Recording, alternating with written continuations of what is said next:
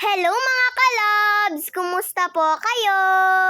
Eto na nga, may pasok na nga po talaga kami mga kalabs. Pero habang kumakain nga po ako dyan, ay panay nga din po yung tingin ni Mama sa GC kung may nag-update na nga daw po kung may pasok daw po o wala.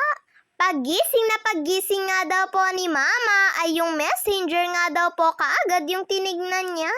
At oo nga mga kalabs, positive nga po na may pasok na po kami. At dahil may pasok na po kami, pagkatapos ko nga pong kumain ay naligo na nga din po ako kaagad at saka po nagbihis na rin. Masaya nga po ako mga kalabs dahil may pasok na po talaga kami. Parang ma-excite po tuloy akong pumasok. Halos mag-isang buwan din po kasi kaming walang pasok mga kalabs. Mas maganda pa rin po kasi kapag po face-to-face ang pasukan. Pagkatapos ko nga pong mag-ayos, eto nga at lumabas na rin po ako ng bahay.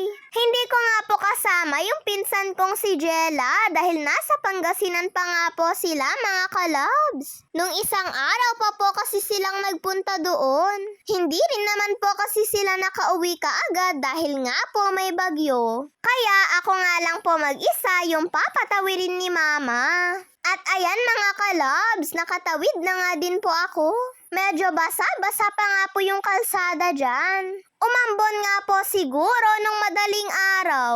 At pag uwi po pala namin ng tanghali, eto nga at kakain na naman po kami. Sabay-sabay na nga din po pala kaming kumain. Kasama nga po si Papa dahil day off niya nga po ngayong araw. Ready-made po pala ito pong ulam namin. Monggo na may sahog po ng dahon ng talbos tapos yung isa naman po ay igado. At saktong pagkatapos po pala namin kumain ay nakauwi na nga din po sila nanay galing po ng Bagyo. Pero bago nga po sila pumunta dito sa bahay ay dumiretso nga daw po muna sila sa bahay po ng lola ko. Tamang tingin nga lang po ako dito sa mga inuwi ni nanay. Natuwa nga po ako dahil may nakita nga po akong mga prutas. Kaya sabi ko nga po kay nanay ay tignan ko nga lang po kung ano po yung mga laman nito. At pagkatapos ko po palang tinignan, eto nga at naghihilamos na rin po ako. Papasok na naman po kasi ako sa school mga kalobs. Syempre, kailangan nga din po nating maghilamos dahil oily face nga po yung mukha natin. Pagkatapos ko po palang maghilamos, ay kinain ko nga lang po muna eto pong hiningi ko po kay nanay na pastillas. Isang supot nga po pala eto pong hiningi ko kay nanay. At eto nga mga kalabs, kumakain na nga din po si nanay. Tanghali na nga din po kasi sila saktong nakauwi. Si Kulot nga tapos na nga din daw pong kumain sa bahay po ng lola namin. Doon po kasi sila dumiretso bago po sila umuwi dito Pagkatapos ko po palang magbihis ay humingi nga lang po ako kay Mama ng baon ko. Pero sabi nga po ni Mama ay hingi na nga lang daw po ako kay nanay. At aba, binigyan nga po talaga ako ni nanay ng baon ko. At syempre, nagpasalamat nga din po ako kay nanay. Patatawirin nga po sana ako ni Papa. Pero sabi niya nga po ay ihahatid niya na nga lang daw po ako sa motor. Umokay na nga lang din po ako para po hindi na po ako maglakad ng mag-isa. Pagdating nga po ng hapon ay tinatawag nga po ni Lola si Mama dahil may benta nga daw po siyang saging. Syempre mga kalobs, hindi nga po pwedeng hindi kami bibili. Nilalaga din po kasi ito ni Mama tapos yung iba ay piniprito niya nga po sa umaga. Kaya kapag nagbebenta nga po si Lola, lagi nga po kaming bumibili.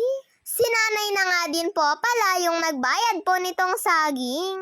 Kaya yung iba nga po dito ay kay nanay. At eto naman nga pong sa amin ay ipapasok ko na nga din po sa bahay. Pagpasok ko nga po ay ginawa ko na nga din po itong mga pinapagawa sa amin ni Sir. Kailangan ko po kasi itong matapos mga kalobs. At habang ginagawa ko po pala ito ay nagluluto na nga din po pala si Mama ng ulam namin. Kaya hindi ko na nga po siya matutulungan sa pagluluto. At adobong baboy na naman nga po pala, eto pong ulam namin. Gagawin nga lang daw po sanang dry na luto ito ni Mama. Kaya lang nilagyan na nga lang po ni Mama ng sabaw dahil kailangan nga daw po ni Papa ng sabaw. At pagkaluto nga ay tinawag na nga din po namin si Nanay pati po yung mga pinsan ko. Dito na nga lang po sila kumain dahil wala nga daw po silang kasama sa bahay nila para daw po kumain. Wala din naman po sila tita. At dahil kulang nga po itong upuan namin, sila kuya at kuya Moymoy, sa sala na nga po sila kumain. Hinaluan po pala ni Mama eto pong adobo niya ng kamote.